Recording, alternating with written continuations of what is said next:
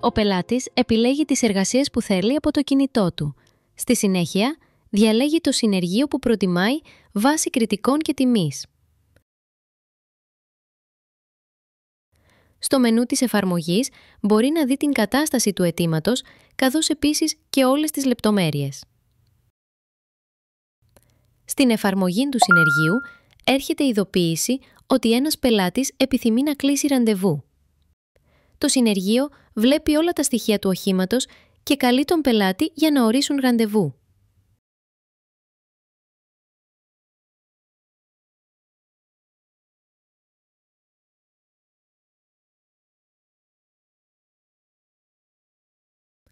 Ο πελάτης λαμβάνει αυτοματοποιημένη ειδοποίηση στο κινητό του που τον ενημερώνει για την ημέρα και ώρα που ορίστηκε το ραντεβού.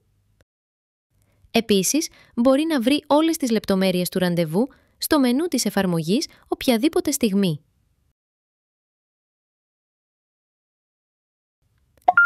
Ο πελάτης λαμβάνει αυτοματοποιημένη ειδοποίηση στο κινητό του μία μέρα πριν το ραντεβού για υπενθύμηση.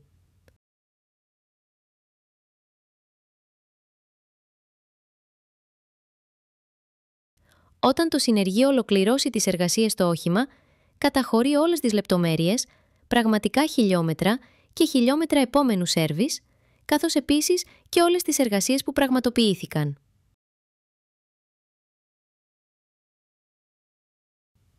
Ο πελάτης λαμβάνει αυτοματοποιημένη ειδοποίηση στο κινητό του ότι το όχημά του είναι έτοιμο και μπορεί να περάσει να το παραλάβει από το συνεργείο.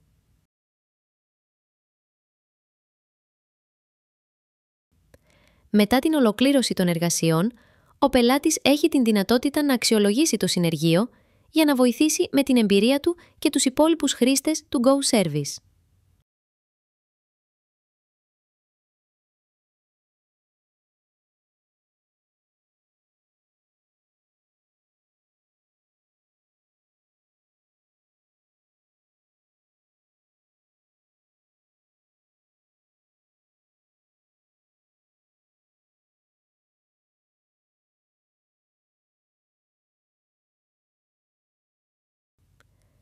Το συνεργείο έχει πλήρη πρόσβαση στις αξιολογήσεις που λαμβάνει από τους πελάτες του και ο πελάτης έχει πλήρη πρόσβαση στο ιστορικό συντήρησης του οχήματός του.